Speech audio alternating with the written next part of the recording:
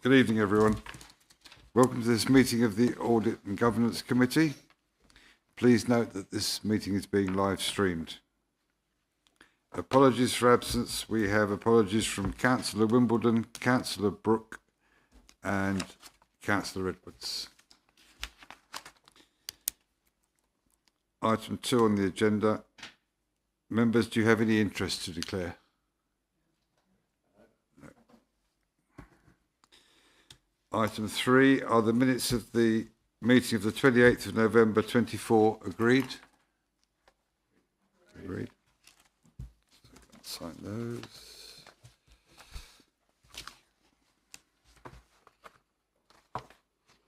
Bottom of each page.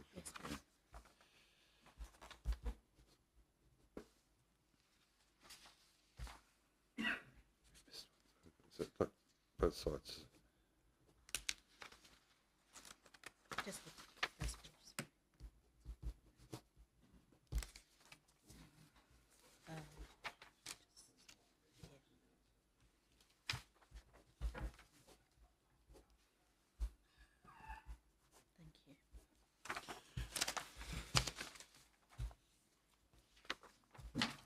Item 4, Treasury Management Update, second quarter stage. Mr. Wasco, would you like to introduce your report and provide an update on the quarterly Treasury Management activities, please? Yes, thank you, Chair. Welcome, Committee. This is the standard quarterly report. This one represents up to quarter 2 of financial year. As usual, we'll start with the borrowing part. The Appendix A will demonstrate that the borrowing is in line with expectations.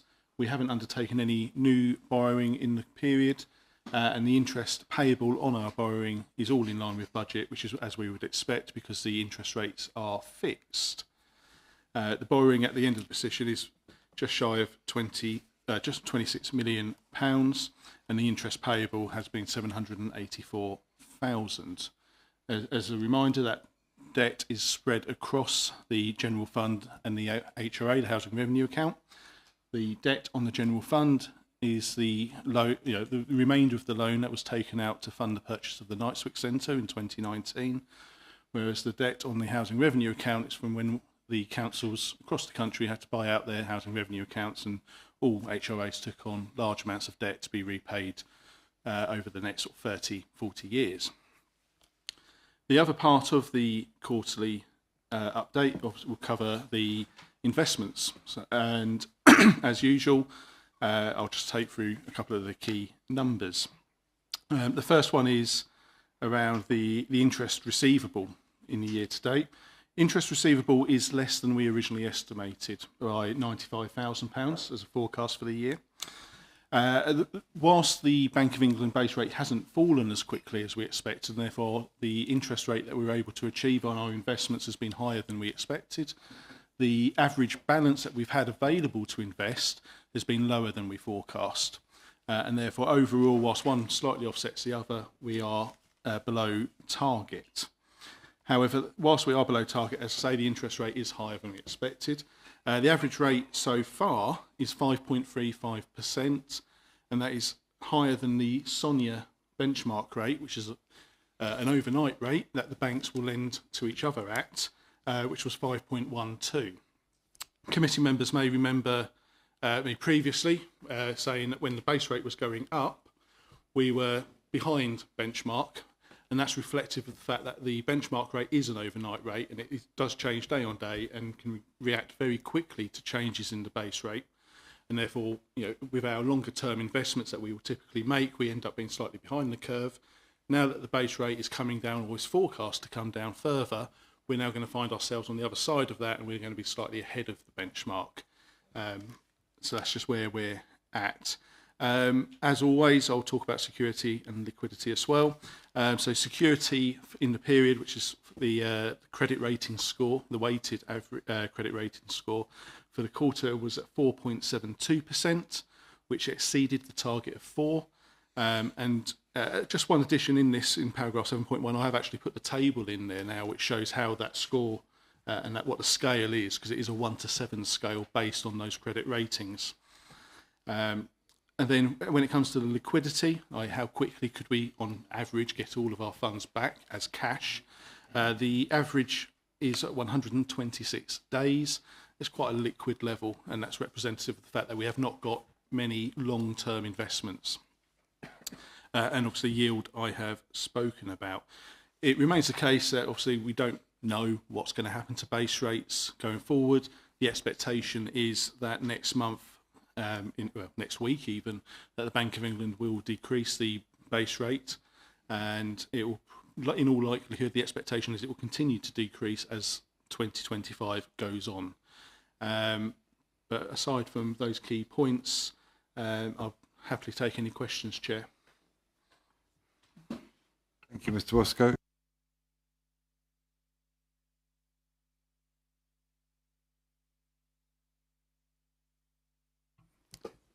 Councillor. Thank you. Just one question really on the lower amount of interest that you've got in. Is that 93,000 for the first half of the year, the first 2 quarters, or is that the expected over the whole year? Thank you for your question. That's the expected forecast for the whole year. Okay. Further question on that then. Obviously, that's going to have quite a large impact on 25-26 budget.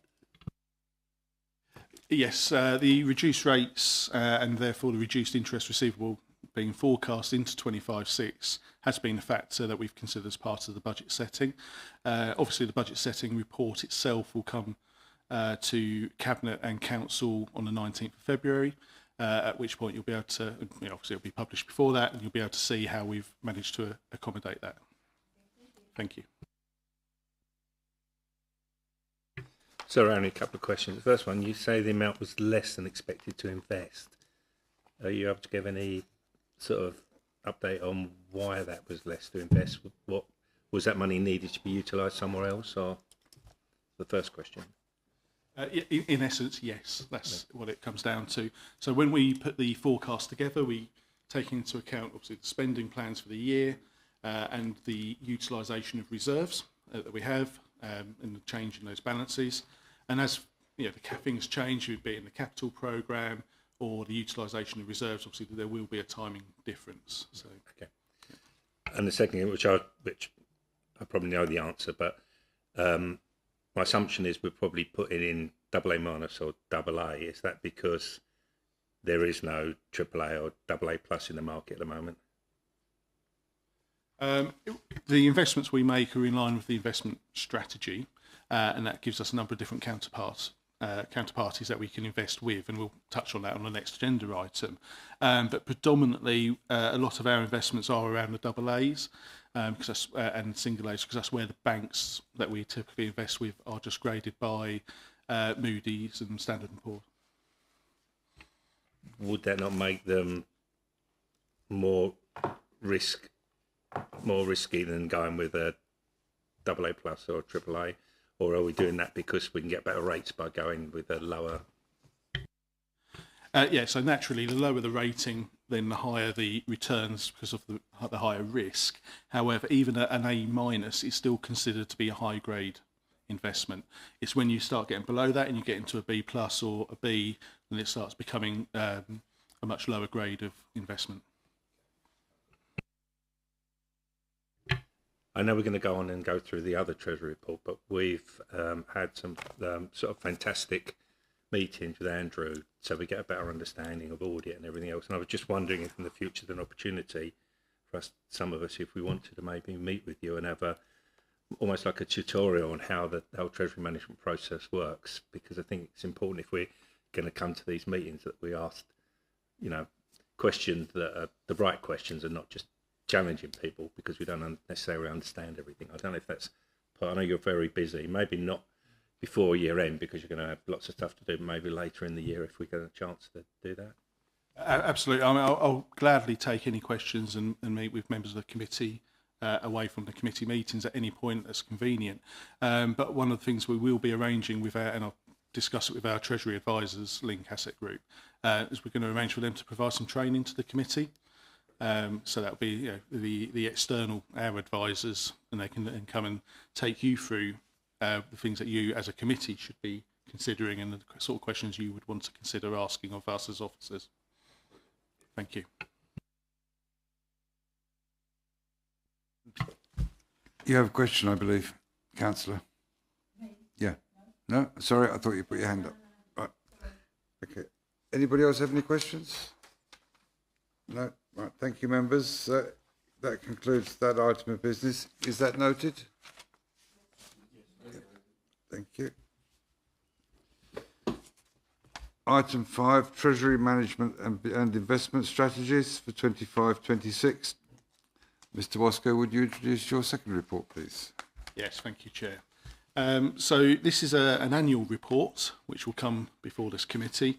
The Treasury Management and the Investment Strategies come through this committee before finding their way into the budget report, which goes to Cabinet and Council next month. The Treasury Management part of it focuses predominantly on the borrowing situation and any sort of potential requirements that we might have to borrow, and does set out some of the limits that we would have around how much we can borrow. I would just like to draw committee's attention to paragraph 10, which is on page 7 of the document. It's a yellow highlighted paragraph. That's yellow highlighted because that remains in draft at the moment whilst we finalise the capital programme. So at the time of writing this report, the capital programme was not finalised, but however, the final version will be obviously put in front of, as part of the budget report. It's not going to vary significantly from that 1.5 million figure that's in this report. We've got the, within the investment strategy, that sets out, as I've sort of mentioned actually, the different counterparties that we're able to invest with and to what values. And it remains the case for both the Treasury Management Strategy and the Investment Strategy that I am not proposing any changes for 25-26. The reason being that we've reviewed the documents, we've reviewed counterparties, and there's just no benefit to be had from any potential changes. In previous years, we've done some things that have been quite beneficial, such as changing the investment limit with other local authorities. One of the things this committee has done previously is agreed to increase the limit to 5 million. And then that gave us access to a much wider part of that market because a lot of local authorities will only deal in 5 million plus amounts. But there's nothing that needs to be changed at this point, really. So the updates that have gone into these documents have been purely the dates, essentially, and any of the appropriate facts and figures. I'm happy to take any questions on these, but as they remain substantially the same, then they are as they are, essentially. Thank you, Chair. Members, do you have any questions? Councillor?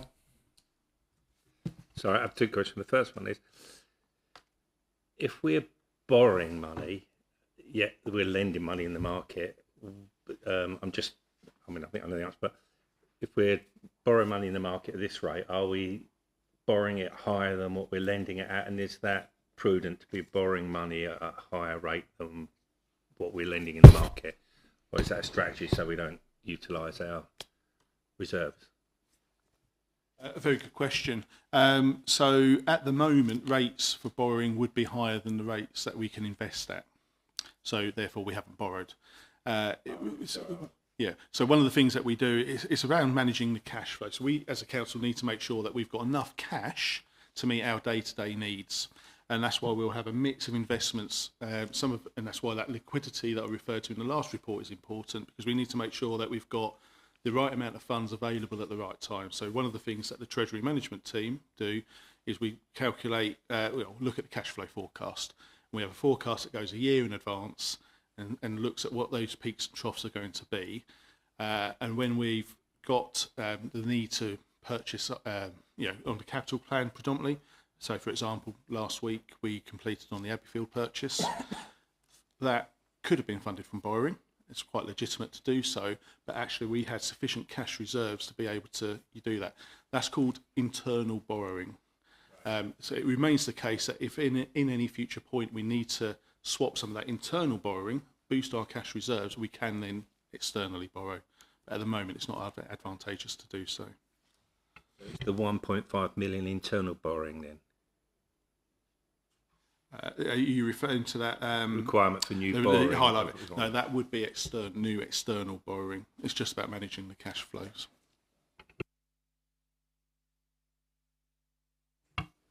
I'm a little bit confused on this point. That's on page 17 under point 24, the investment strategy to be followed in-house.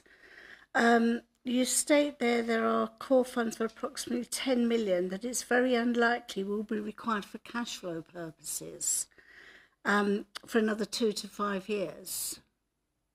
So if you're talking about borrowing and you're telling me you've got core funds sitting there, is that the money you actually invest, that 10 million? Yes, absolutely, that 10 million will be invested. Part of their considerations when we're looking at it was how long should we invest money for? Because obviously, typically the longer you invest for, you can get better rates. And that's got to be weighed up against how long, if we're doing any borrowing, do we borrow for? Because typically with PWLB, the Public Works Loan Board, which is government, we can easily borrow. I can ring them up in the morning and say, I want to borrow X amount for 50 years.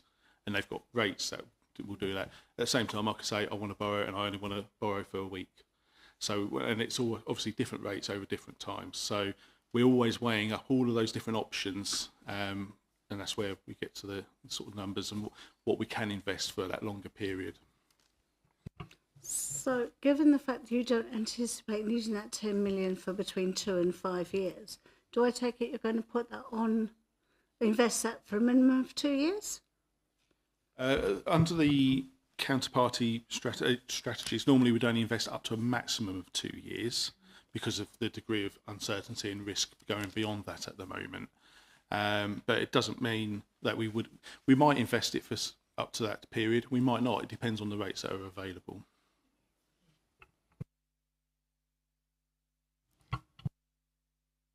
Anyone any further questions?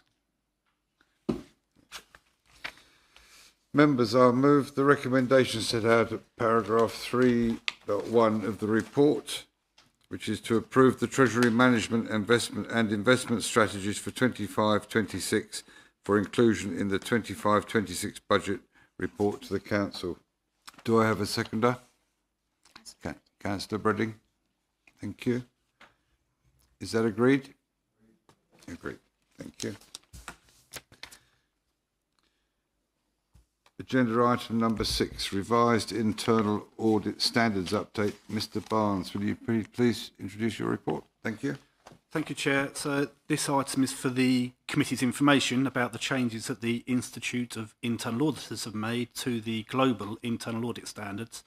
That's a function we, the internal audit team, are required to comply with. It's slightly nuanced than that, as the UK's relevant internal audit standard setters have decided to issue an application note about how to apply the standards in the UK public sector context, because the overall standards are global, so they apply to every organisation in the world that has internal audit requirements. So section 5 of the update explains about the 5 domains that the standards have been organised into, and this represents needing to tweak what we're already doing rather than any kind of radical overhaul of how we work. We're very much aligned to this already. Section 6 of the update identifies some areas that we will need to address, but again, none of these really represent significant changes from what we're doing, just some additional considerations, mainly of ourselves, that we need to shine the spotlight on ourselves a little bit, that we will be expected to undertake by these updated standards. That's all I really want to say at the moment, Chair. Happy to try to address any questions members may have. Any questions, members? Councillor Bredding. Sorry, thank you for that. Given the fact these changes are hoped to come into effect in April 2025, and on section 6.3 of the report, you said there are some areas that you've identified that need more significant work than others. Can you just give us an update on where we are with those? Are we on track to have them in place for April? We've done some considerations of what those things might look like, and I was actually at a meeting with fellow heads of internal audit this afternoon, where we were talking about some of these changes that are coming in and the preparedness that is in place. So these haven't been finalised by us yet, but we are working on them at the moment. They should be ready by the 1st of April 2025. But if not, then I'll have to report to you in July 2026 in respect of our compliance with these standards, and then I'll update you. Well, I'll feed back to you there how we've done in respect of 25, 26 then. Thank you. Any further questions? Nobody? Can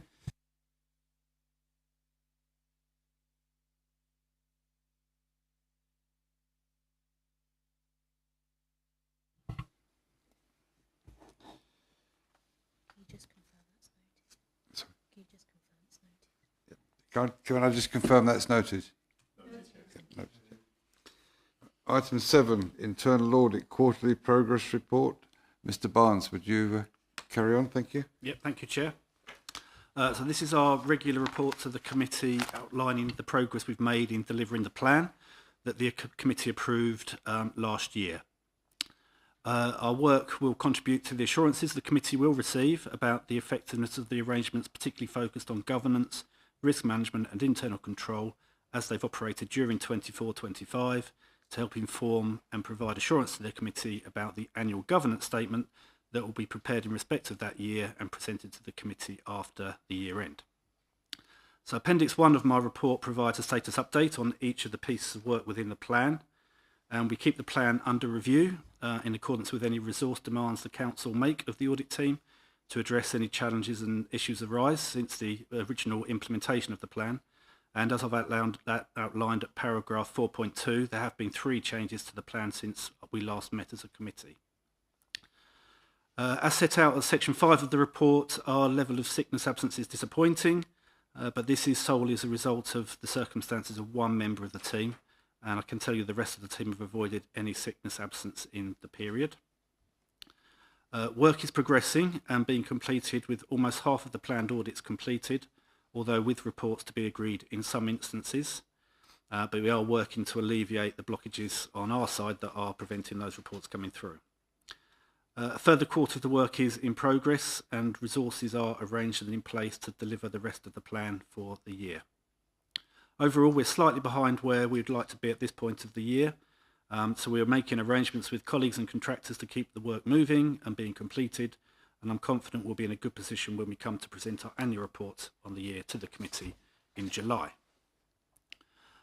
We reported to the last meeting that we'd recruited to our new audit apprentice role, and I'm glad to report that new apprentice is settling in well and has made a good start to her time with the team and her studies. I'm currently working to fill our audit manager vacancy and am in discussions with a good candidate that I hope to be able to bring further news about when we next meet. Appendix 2 to the report provides an update on the results of audit work completed since we last met, and this includes providing partial assurance over the arrangements for sickness absence management, for performance management and for ICT projects and contracts, and actions have been agreed by management to secure improvements in the arrangements in those 3 areas. Appendix 3 provides an update on the results of follow-up work that we've undertaken to ensure that actions that were agreed in previous reports on fire safety and housing health and safety have been implemented as was agreed. Unfortunately, this shows that there have been limited progress made towards implementing those recommendations since the original reports were issued. However, there have been significant changes to staffing within the housing service since those original audits were undertaken, and this has impacted progress. The new Assistant Director of Housing, Health and Partnerships joined the Council in June of last year, and a temporary staff structure is currently in place while the service review is undertaken, and some of these responsibilities have been designated to staff on an informal basis at this stage. The Housing Improvement Board was and has been stepped up to prepare for and address the issues arising from the housing inspection that was undertaken late last year, and the activity driven by that board will also encompass addressing the actions that were agreed as part of these audits. That's all I really wanted to say, Chair, but happy to take any questions members may have. Thank you, Mr. Barnes. Members, any questions? Carry on.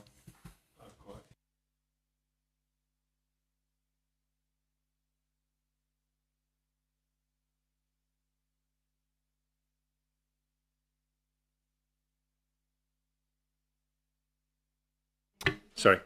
Performance indicators advises the team will be reporting on a more limited set of indicators due to the amount of work contracted out. Could I ask what indicators have been removed, and do you have any concerns on the impact these may have on the complexity and detail that the audit will go into? So there are a range of performance indicators we could have in place, covering both quantitative and qualitative aspects, such as the number of audits we're doing, the percentage of audits that have been completed in line with expectations, how long they've taken, the amount of time that's been put into them, the qualifications of the audit staff. There's a whole surfeit of them, but those obviously all take time to sort of produce, monitor and report to you. And because we're down on staff at the moment, we're kind of imploring you to not ask us to produce too much information of that kind so that we can get on with the actual audit work. But once we've got the team, particularly this new audit manager that I'd like to bring in, once we've got some more capacity there, then we'd look to reintroduce the performance indicators to monitor the progress of our team. In terms of your point about the complexity of the audits, it won't affect the audits themselves because it's more about managing our or reporting to you about the progress we're making. It won't change the actual audit work that we do. So the indicators for us are... Yeah, they're about the extent of our delivery, the progress, the timeliness of our delivery, all those kind of like management things, rather than the actual underlying content of the audits. Those are still the same as they always would be at the moment. And in terms of the contractors, do they currently work within the government payroll, or are they from outside agencies? So we contract with two accountancy firms, PwC and Mazars. So they're providing quite a lot of our resourcing at the moment. I've also got two individual direct contractors on the books that we use on an ad hoc basis because they've got specialisms in particular kind of areas of activity. And so if we're doing work in those fields, then we just call them in. They're on a call-off basis, so we've got no commitments to them. But if and when their skills are useful to us, then we bring them in to do that particular piece of work. Okay. When using contracts, are these aligned to the business being audited, and are they are these contracts in place for the full audit from the terms of reference to finish the audit, or because of the issues we have around staffing, could it be that someone does one bit of audit and someone else comes in, and therefore we could have gaps in our audit, which concerns me? And I'm just asking because going forward we're going to start the Treasury management audit, which I'm sure will be fine because Lance does a fantastic job, but it is high risk, and as such I would like to see it managed by someone with a financial and Treasury management background, and I just wonder if that's possible. So the resourcing issue. So in respect of the audit flow, when we're using the contractors, PwC or Mazars, they'll run the audit from start to finish, but overseen by myself or the other audit manager that's currently in place. So we'll be kind of like overseeing and holding their hand every step of the way, telling them who to talk to, making sure that we'll review the products before they go out to the business. So we'll check and challenge them in terms of what they've done, the questions they've asked, and then what the outputs from that are. Yeah. So we get that. It's a fairly seamless service overall. And they provided the organisation responds effectively, they'll book their staff up to deliver that piece of work over a period of time, and they do that from start to finish. What was the second part of your question? Sorry. I think when we do the Treasury management, is it? So for Treasury management, we're delivering in-house. Right. Okay. So that isn't actually a kind of Treasury management specialist that's doing that, but within the team we have got enough knowledge and understanding of sort of the expectations of Treasury management to provide the check and challenge in terms of the processes the council follows for its Treasury management function. Yeah. I might as well add this question in now. It's further down, sorry, but on one of my many. But so as a committee, I mean, I know we've met with you recently and you've been fantastic, and I think that it's been really valuable to spend that time.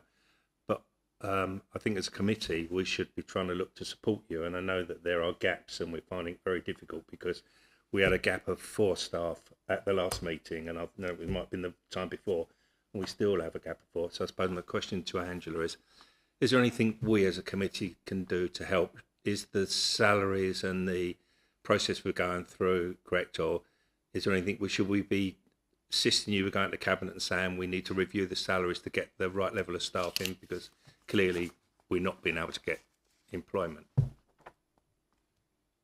Jay, I'll answer that if that's all right. So the organisation supports us pretty effectively, and the resources we've got in the budget are adequate for what we need to do for an organisation of Castle Point size. The difficulty really is in the marketplace, actually, in terms of actually finding people and bodies that are interested in doing the internal audit work. Yeah. And to be fair to Castle Point, all the people in my team are actually employed by Southend Council, so it's not the Castle Point doesn't employ anyone to do this work. Lawrence engages with the council, with Southend Council, and buys in services from Southend Council to do that. So there's not a great deal the committee can do to support me or to challenge the organisation in respect of this aspect of the internal audit world, because it's actually kind of a national problem. You've been party to the problems that external audit have had in delivering their external audit work, and that's been a nationwide problem.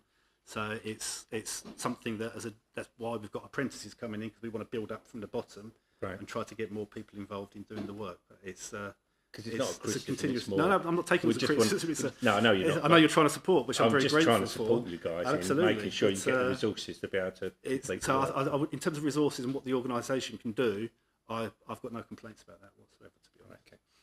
Chair, may I just chip in on that as well and just add to Andrew's answer? A previous iteration of this committee, I think we've received reports from Andrew where we did comment on the fact that we'd actually tried increasing the salaries on offer in some of those roles, and they still, to be very good offer for the local authority market, and even still we couldn't attract the right talent. People aren't out there. Yeah, no, we have the same in the city. You have someone in and you offer them, and then they get beat somewhere else, and it is a challenge. Just was wondering if there's anything we could do to help on page 2. Are you finished now? No, nowhere near finished. Carry on.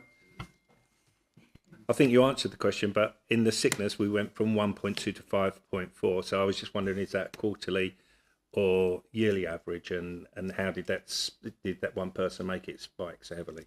So that's the total on average for the team since the 1st of April last year. So over the last 9-8 months, the difference since we last reported to you is because of one person being off for a number of weeks because they were particularly unwell. And so I'm afraid there's not much we can do about that. It's just, she was signed off by the doctor. It's just, it's the way the cookie crumbles sometime, I'm afraid. Okay. Next one. Well, I know we've got 26 jobs in progress, and I know some great work's been done, because obviously we were 3 completed at the last meeting. Now we've got 8 completed, but that still leaves 18 to get done in the book of work. I'm just wondering if you can provide some assurances that all the work we've completed for the year end statement of accounts, and when I'm incomplete, I mean the actions have been agreed with the various businesses. So we don't report them as complete to you until that has happened. So, which is why we've got the 4 that are draft report stage, where the work's been done and the report is prepared, but it's not yet either got through me to the business, or the business hasn't reported back to me in terms of that. So they're not reported to you as complete until everybody's in agreement that this is what we're going to do and the timelines that are in place. In terms of I'm pretty confident we're a better placed this year than we have been in the last couple of years. So I'm pretty confident we'll be very close to getting them all done by the time we come to report to you in July. I'm not going to promise that because I don't want to let you down, but we are making reasonable progress. Okay, great. You mentioned stakeholder surveys are currently paused. Can you provide an indication of what is meant by stakeholder surveys, and when these might be unpaused, and is there any reputational, operational or financial risk in pausing them? So the stakeholder surveys is when, once we've completed a job, an audit, then we'll basically provide a survey to the people that we've been auditing to get feedback from them in terms of how the process worked for them, what they felt about it, and it's aligned to the internal audit standards that we have been working to. So one of the reasons we paused it is that we're going to change those standards to the new global standards. And also just because of the capacity of the team, it's useful feedback for us in terms of lessons learned and what could we do better and trying to improve the team. So we do like to do it, but when we've got limited resource, we want to focus on doing the actual audit work, which is more value to the organisation itself. Yeah. But hopefully next year, if we get the new audit manager in, then we will reintroduce those, and then we'll report to you what that is telling us as well. Okay. I know we talk about using external staff and the fact whether we're confident of those external staff. Under risk, it mentions the possibility that external suppliers won't deliver in deadlines and required quality. If we're adding a statement that work may not be up to required standard, what assurance can be given to the committee there will be no gaps in the business? So in respect of that, I mean, that's obviously a risk that we face when we're employing external contractors, and the organisation does generally when it's contracting work out. So the way we overcome that is by we have fortnightly meetings with our contractors, and we've got a running list of all the pieces of work they're at and where they're at in the process, and any blocks they're encountering or blocks that are caused by them. So we have that sit down together and run through the book of work that they're working on, and then make sure that they are keeping progressing stuff. So whilst it's a risk, we are actively managing that risk. Yeah, absolutely. Okay.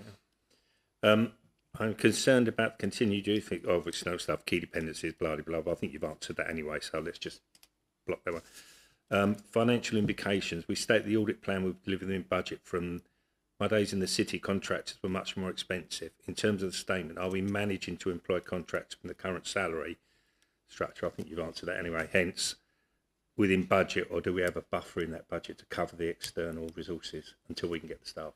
Yeah, so there isn't a buffer in the budget, but Lance gives us our budget for the year, and then myself and the audit manager work out what can we deliver from that budget, and then we manage to within that. So we understand how important it is for the organisation that we don't overspend our budget, as it is for all the other budget managers around the organisation. So we are very conscious of understanding how much resource we've got and what the projects we're going to do are going to cost, and then so we pretty much come in online with budget each year. Right, okay. So it says contract management. It says completely in September. Is that the completed audit with action given to the business? If complete, have the business come back with time frames? Yep, as I refer back to my earlier answer, we don't tell you it's complete until that is all done, signed off by management, that they agree to what we call now management actions are agreed, and a timeline is in place. So yeah, that is the situation with that particular piece of work. I've still got some more questions, sorry, but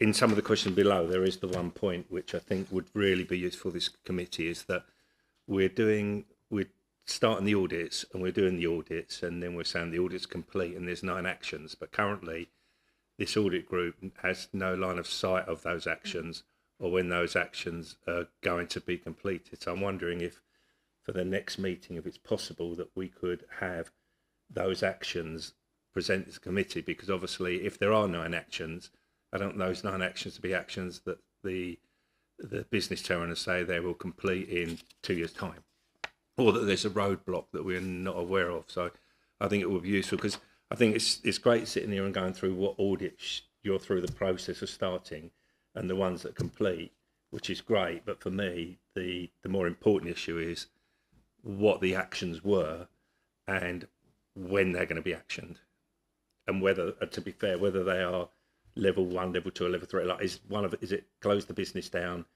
Don't give a damn about it because it's so menial, and others that are in between. You understand what I'm going on? I think that the organisation absolutely agrees with you on that, and so I've been tasked at the end of last year to bring together a report that will come to you, which will show the progress that the business has made against all of the recommendations that are out there at the moment. And so when we meet in March, that report will be coming to you. Okay. In the columns, I know we've got the column for fraud risk, which I get, but on top of fraud risk, for me, there are other risks within the organisation. Like if we look at the fire safety issues, we've got operational risk there, we've got reputational risk, and we've got the risk that we could be sued if somebody dies or something happens. So I'm wondering if there's an opportunity. I'm not suggesting we add more columns, but is there an opportunity to add something? If it's low, no fraud risk, could we add something in the commentary that says whether you believe there might be any operational or reputational risk? Because I think that might be useful to add, because they're just as important as the fraud risk.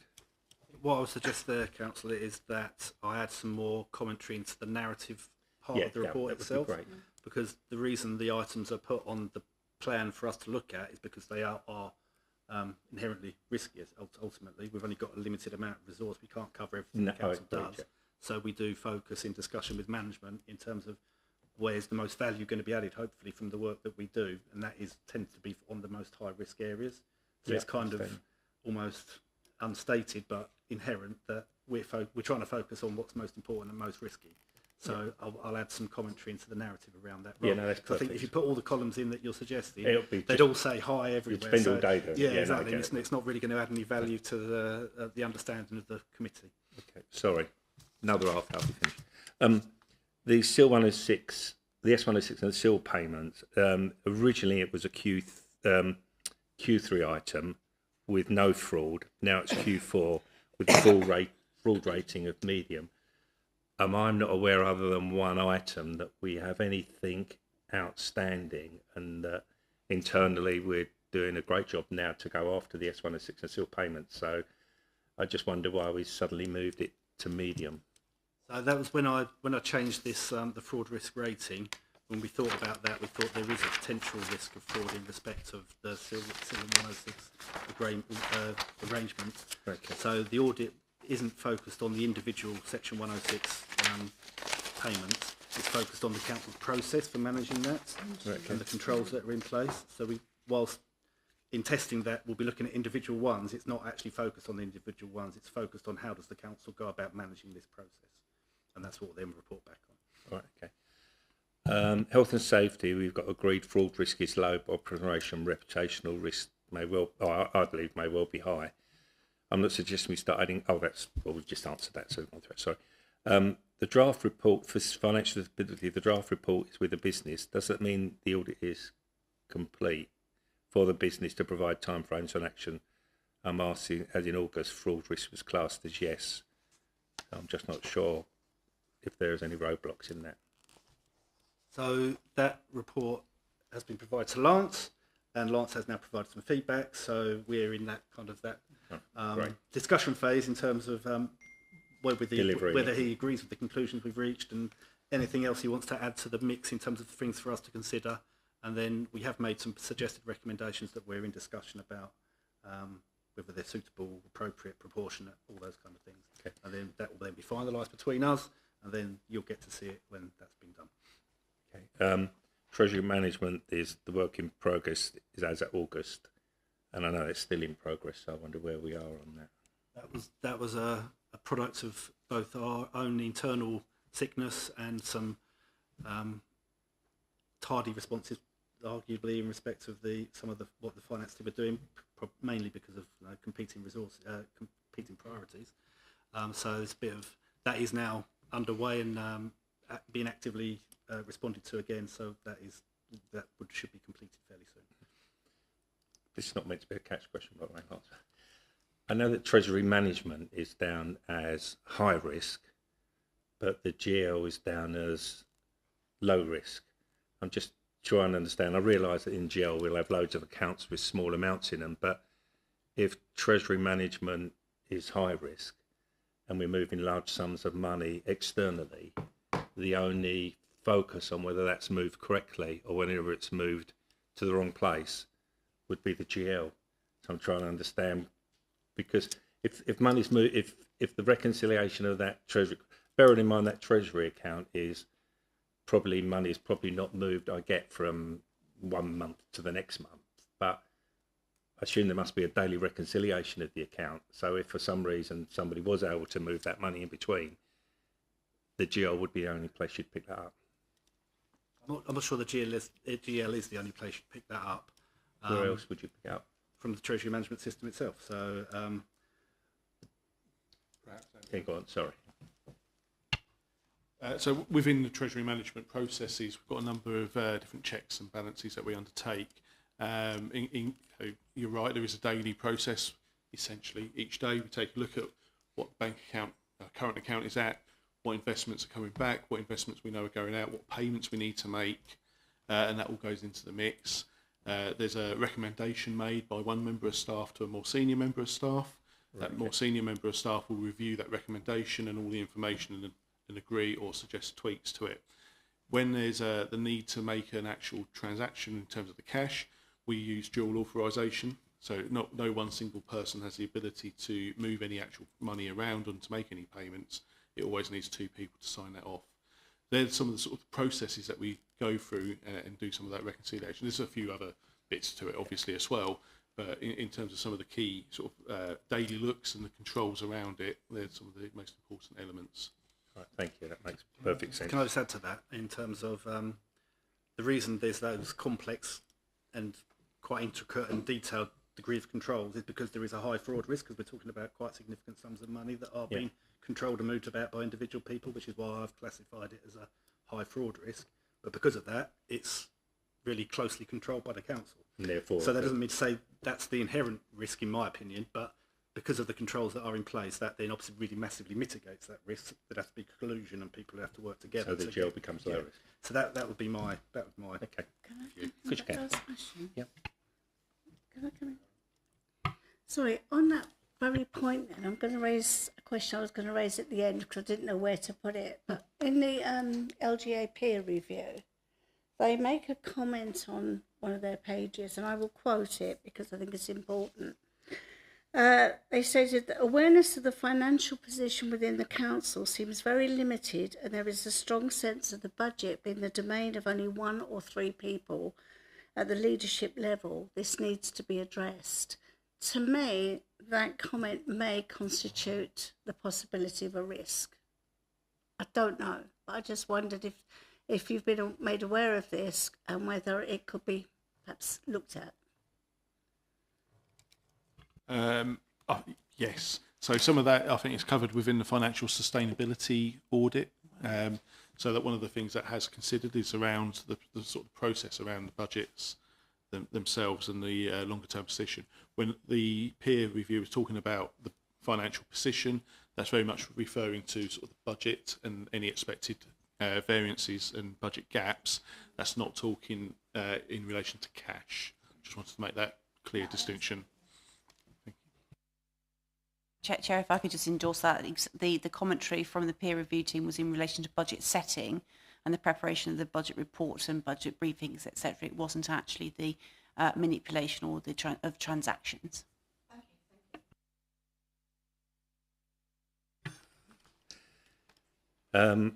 Performance management, the PPDPs and the KPIs and some that are not even evidenced. I know we've got 9 actions, so I guess you'll come back to us with those 9 actions at some stage. I suppose I have real concerns about the inefficiency with KPIs and the various processes. So I suppose a question for Andrew, do we provide an update on staff performance in our annual report?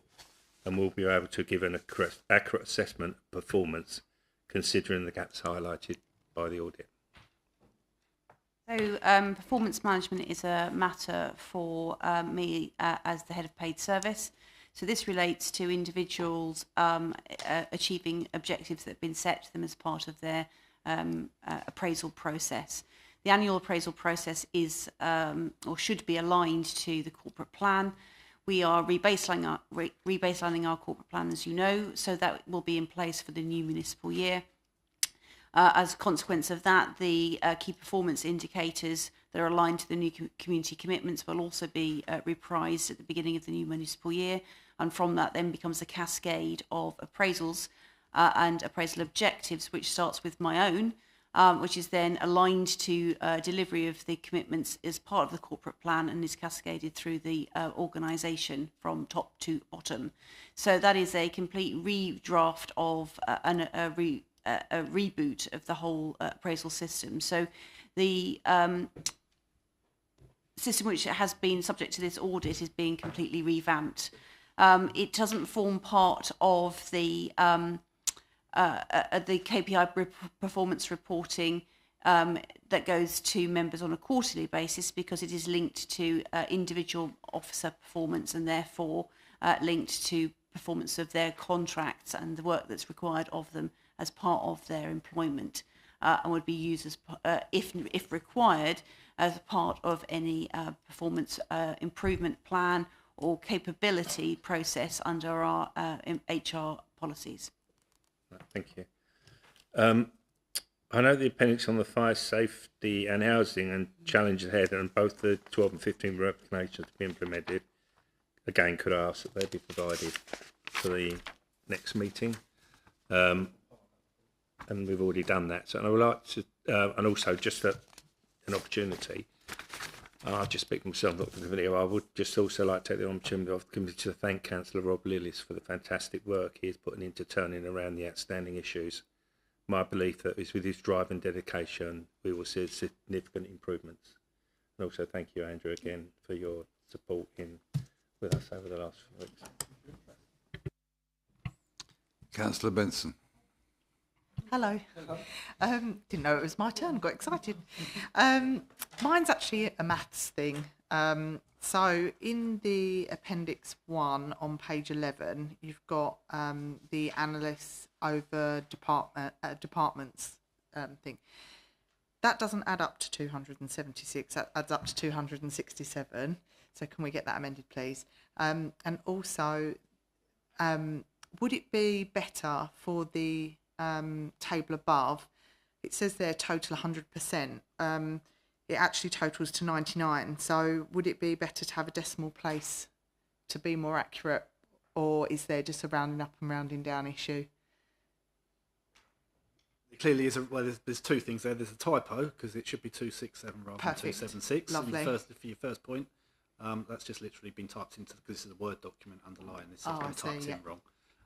And in the percentages, yeah, they should be rounded to make it to 100. Absolutely. Lovely. That was all. Thank you. Councillor Larman.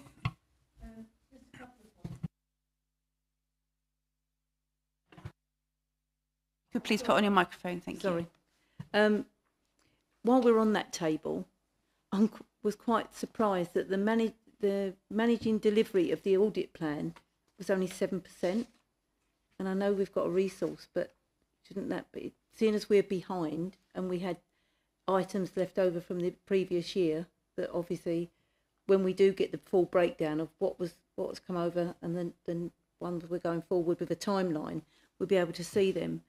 Do you think we should not put more emphasis on to raise that from 7% to give a more, to actually get the plan complete? What we've put in there is the actual kind of the administrative side of what we have to do to manage the plan. So I want that to be kind of as small as possible at the end of the day, because I want the time to be spent doing the actual audit work that is of more value to the organisation. That's kind of time that me and my manager spend actually organising the staff, getting things in place. Now that kind of, it's more of an administrative side of things rather than actually doing proactive and realistic audit work. So 7% might be a little bit low, but maybe 10% might be a bit better. I'm not really sure, but that's just how we've analysed when we've done all our resource. We've got a big resource sort of scheduler, and when we allocate our time, we do put individual time into individual jobs, so they will be part of the audit work itself. This is just literally our managing the team.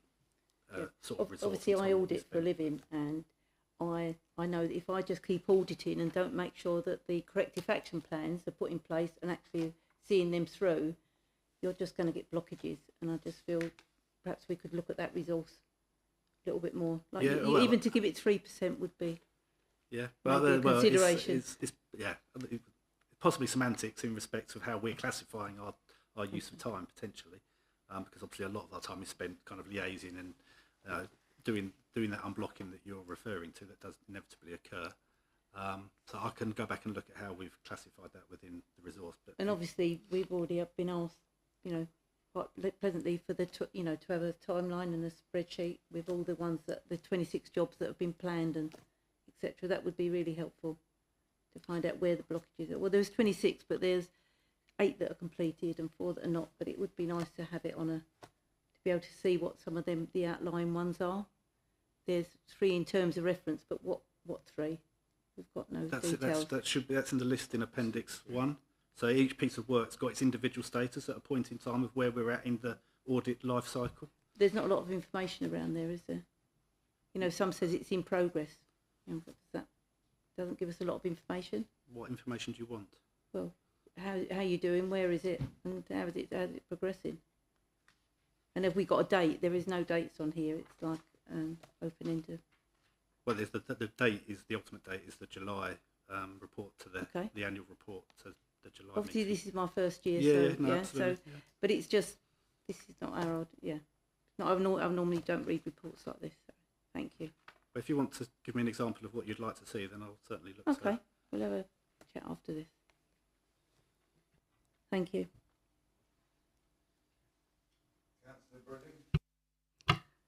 Thank you. Thank you for explaining as much as you have done. I've got a couple of things on your appendix 2, 3. Okay. So under some of them, you've made it quite specific, some of the things that should or needed to be addressed. Really, on the ones that are partial, we don't quite know how much is still outstanding on that, because although they're partially covered, there's still obviously work to do. But my main concern is the fire safety one, where you've made recommendations and 15 of the recommendations have not been implemented.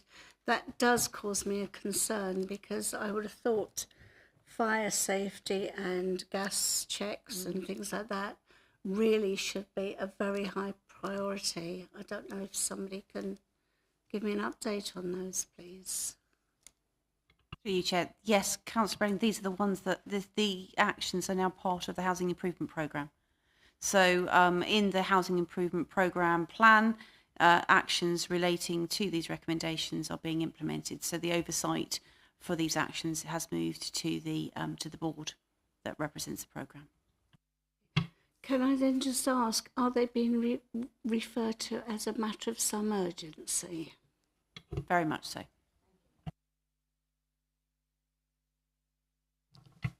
Thank you. Any further questions?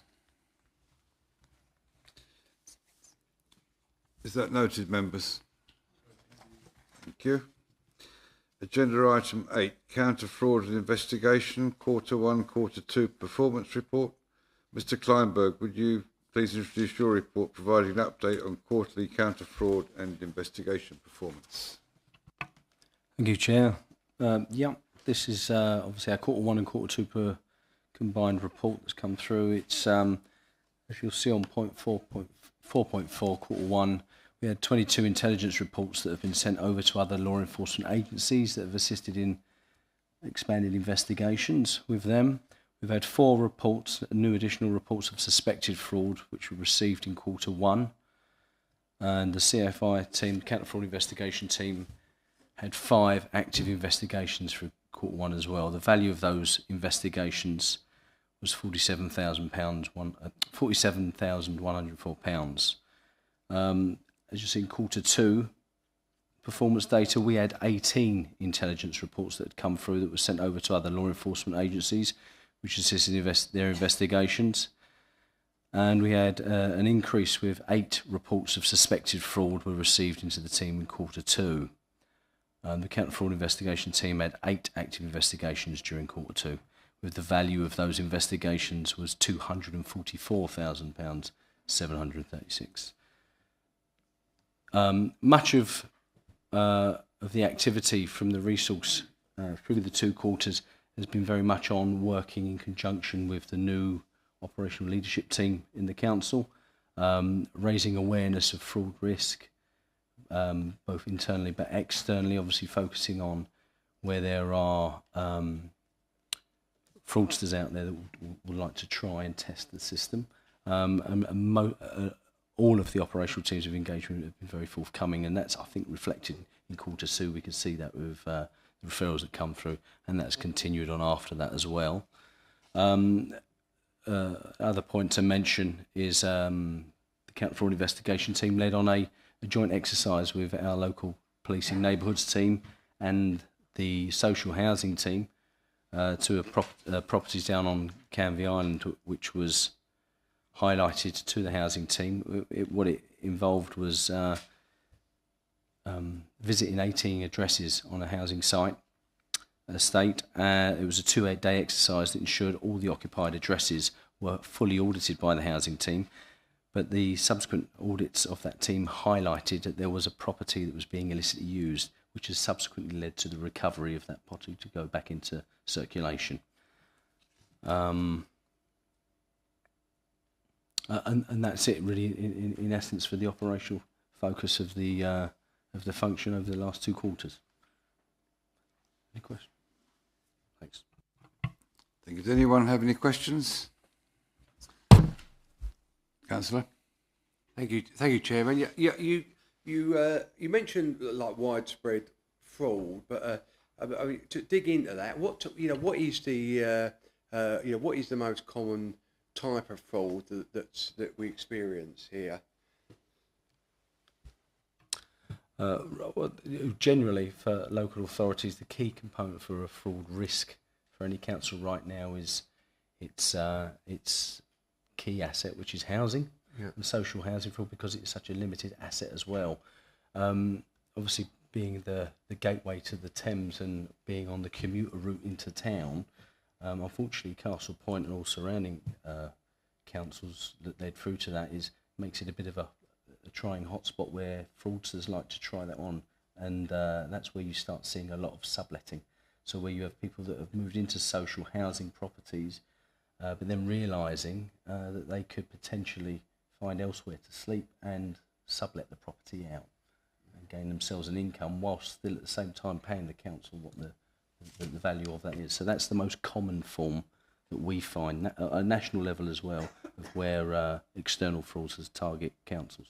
Yeah, just following on from that, I don't know if you can elaborate at all, but you did say that there was one property that was being used illicitly. What does that mean? What was the illicit use, or you're not at liberty to say? Well, at this stage, because the property has not come back in, it is still an active engagement. I can't elaborate much more, but generally, as explained, that's what social housing stock is used for by fraudsters. Okay, thank you.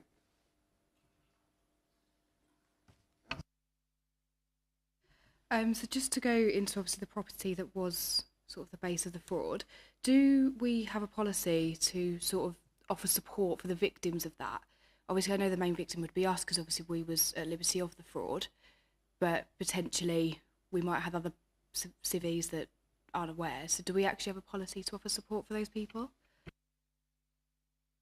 When you say support for the victims, obviously I see the victim as the council here, because obviously we're often housing. Are you talking about the people that are in the chain of either the sublettees? Is that what you mean?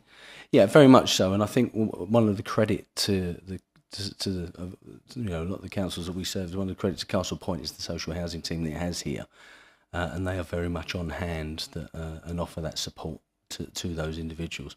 But what you also have to bear in mind as well is the individuals that have been, fallen victim to subletting of social housing, they're normally, more often than not as well, professional people that can actually, quite adequately go and source housing from the private market. So that's the only other thing to bear in mind. Yeah, thank you. I was just thinking ahead. Obviously, we've got things going on in the world and a lot more vulnerable people could be at risk of that. So I tried to make sure that we had that squared away. Thank you. Just one quick one from me. On item 4.4, you state that the value of your investigations in Q1 was £47,000 and in Q2, 244,736. Can you tell me what that money is? Because what you've written here doesn't mean a thing to me.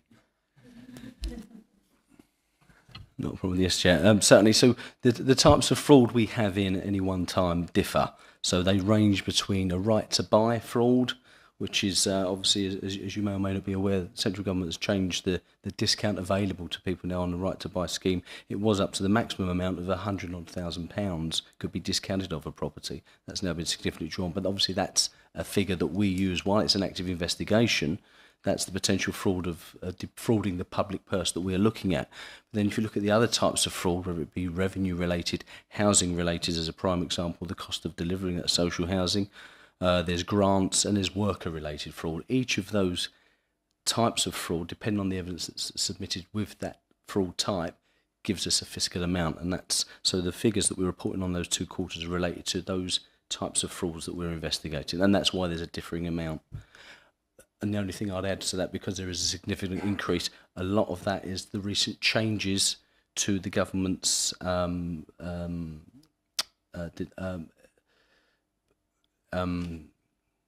discounted rate for right to buys.